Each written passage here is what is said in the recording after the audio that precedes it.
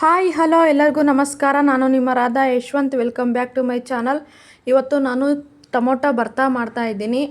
So ಇದಕ್ಕೆ ಏನೇನು ತೊಗೊಂಡಿದ್ದೀನಿ ಅಂದರೆ ಟೊಮೊಟೊ ಮತ್ತು ಬ್ಯಾಡಗಿ ಮೆಣಸಿನಕಾಯಿ, ಈರುಳ್ಳಿ, ಬೆಳ್ಳುಳ್ಳಿ, ಕೊತ್ತಂಬರಿ ಸೊಪ್ಪು ಇಷ್ಟಿದ್ರೆ ಟೊಮೊಟೊ ಭರ್ತಾ ಆಗಿಬಿಡುತ್ತೆ. ಫಸ್ಟ್ ಏನಂದರೆ ನಾವು ಸ್ವಲ್ಪ 2 ಗಡ್ಡೆಯಷ್ಟು ಬೆಳ್ಳುಳ್ಳಿ, 4 ಈರುಳ್ಳಿ, ಒಂದು 4 ಮೆಣಸಿನಕಾಯಿ. ಅಂದರೆ ಮೆಣಸಿನಕಾಯಿ ನಿಮಗೆ ಸ್ವಲ್ಪ ಖಾರ ಬೇಕು ಅಂದರೆ 1-2 ಜಾಸ್ತಿ ಹಾಕ್ಕೊಳ್ರಿ, ಇಲ್ಲಾಂದರೆ ನಿಮಗೆ ಎಷ್ಟು ಬೇಕೋ ಅಷ್ಟು ತೊಗೊಳ್ಳಿ. ಬೆಳ್ಳುಳ್ಳಿ ಮತ್ತು ಮೆಣಸಿನ್ಕಾಯಿನ ಸ್ವಲ್ಪ ರೋಸ್ಟ್ ಮಾಡ್ಕೋಬೇಕು. ಅದಾದಮೇಲೆ ನಾವು ಈರುಳ್ಳಿನ ಚೆನ್ನಾಗಿ ಅಂದರೆ ತುಂಬ ರೋಸ್ಟ್ ಮಾಡಬೇಕು. ಅಂದರೆ ಕಲ್ಲರ್ದು ಈರುಳ್ಳಿದು ಬ್ರೌನಿಷ್ ಆಗಬೇಕು, ಆ ಥರ ರೋಸ್ಟ್ ಮಾಡಿ ಆಮೇಲೆ ನಾವು ಟೊಮೊಟೊನ ಸ್ವಲ್ಪ ರೋಸ್ಟ್ ಮಾಡ್ಕೋಬೇಕು. ಯಾವ ಥರ ಅಂದರೆ ಅದು ಫುಲ್ಲು ಮೇಲ್ಗಡೆ ಸಿಪ್ಪೆ ಎಲ್ಲ ಬಿಟ್ಕೋಬೇಕು, ಆ ಥರ ರೋಸ್ಟ್ ಮಾಡಬೇಕು.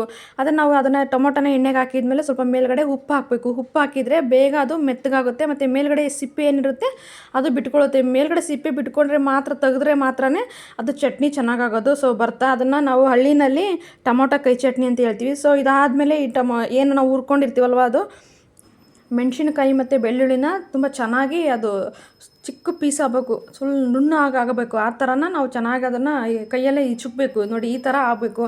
ಅದಾದಮೇಲೆ ನಾವು ಟೊಮೊಟೊ ಏನು ರೋಸ್ಟ್ ಮಾಡಿರ್ತೀವಲ್ಲ ಅದನ್ನು ಹಾಕಿ ಚೆನ್ನಾಗಿ 1-2 ಸಲ ಕೈಯಲ್ಲೇ ಅದನ್ನು ಕಿವುಚಬೇಕು. ಅದಾದಮೇಲೆ ಸ್ವಲ್ಪ ಉಪ್ಪು ಹಾಕಿ ಆಮೇಲೆ ಲಾಸ್ಟಿಗೆ ಫೈನಲ್ಲಾಗೆ ಕೊತ್ತಂಬರಿ ಸೊಪ್ಪು ಹಾಕಿ ಮಾಡಿದರೆ ಮುಗ್ದೆ ಹೋಯ್ತು ನೋಡಿ. ಭರ್ತಾ ತುಂಬ ಅಂದರೆ ತುಂಬ ಚೆನ್ನಾಗಿರುತ್ತೆ.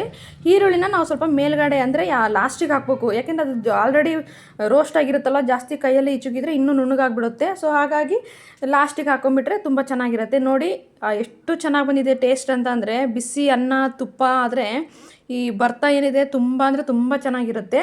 ಸೊ ಈ ವಿಡಿಯೋನ ಇಲ್ಲಿಗೆ ಎಂಡ್ ಮಾಡ್ತಾ ಇದ್ದೀನಿ. ಇಷ್ಟ ಆಗಿದ್ದರೆ ಒಂದು ಲೈಕ್ ಮಾಡಿ, ಶೇರ್ ಮಾಡಿ, ಕಮೆಂಟ್ ಮಾಡಿ. ಹಾಗೆ ಸಬ್ಸ್ಕ್ರೈಬ್ ಮಾಡದೆ ಈ ವಿಡಿಯೋ ನೋಡ್ತಾ ಇದ್ದರೆ ಪ್ಲೀಸ್ ಸಬ್ಸ್ಕ್ರೈಬ್ ಮಾಡ್ಕೊಂಡು ವಿಡಿಯೋ ನೋಡಿ. ನೆಕ್ಸ್ಟ್ ಬ್ಲಾಗಲ್ಲಿ ಸಿಗ್ತೀನಿ. ಬಾಯ್.